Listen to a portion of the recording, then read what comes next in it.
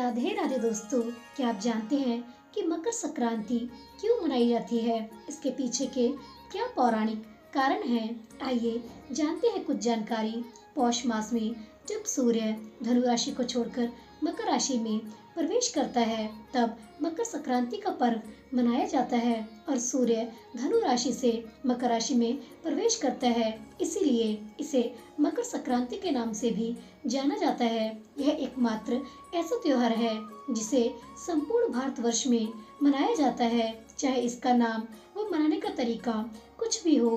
वैसे तो यह पर्व जनवरी माह की 14 तारीख को मनाया जाता है, लेकिन कभी-कभी यह त्योहार 12, 13 या 15 तारीख को भी मनाया जाता है, क्योंकि यह त्योहार पूरी तरह से सूर्य के मकर राशि में प्रवेश करने के दिन से मनाया जाता है और सूर्य सामान्यतः 12, 13, 14 या 15 जनवरी में से किसी एक दिन ही मकर राशि में प्रवेश करता है। हिंदू धर्म में माह को 2 पक्षों में बांटा गया है, कृष्ण पक्ष और शुक्ल पक्ष। ठीक इसी तरह से वर्ष को भी 2 आयनों में बांटा गया है, उत्तरायण और दक्षिणायन। यदि दोनों को मिला दिया जाए तो एक वर्ष पूर्ण हो जाता है।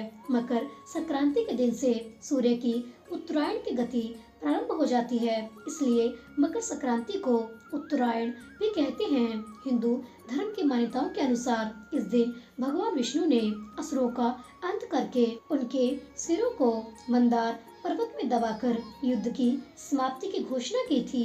इसलिए इस मकर संक्रांति के दिन को बुराइयों और नकारात्मकता को भी समाप्त करने का दिन माना जाता है। इस त्योहार को अलग अलग प्रांतों में अलग अलग नामों से मनाया जाता है। तमिलनाडु में इसे पोंगल के रूप में, तो आंध्र प्रदेश, कर्नाटक और केरल में केवल संक्रांति के नाम से मनाया जाता है, जबकि बिहार और उत्तर प्रदेश में इस त्योहार को खिचड़ी के नाम से भी जाना जाता है। उत्तरायण को देवताओं का दिन अर्थात सकारात्मकता का प्रतीक माना जाता है, इसलिए इस दिन जप, तप, दान, स्नान, श्राद्ध, तर्पण आदि धार्मिक क्रियाकलापों को विशेष महत्व दिया जाता है। यह माना जाता है कि भगवान सूर्य अपने पुत्र शनि से मिलने स्वयं उनके घर जाते हैं और शनि मकर राशि के स्वामी हैं, इसीलिए इस दिन को मकर संक्रांति के नाम से जाना जाता है। पवित्र गंगा नदी का भी इसी दिन धरती पर अवतरण हुआ था, इसीलिए भी मकर संक्रांति का पर्व मनाया जाता है। महाभारत में भीष्म पितामह ने सूर्य के उत्तरायण होने पर ही स्वेच्छा से शरीर का परित्याग किया था।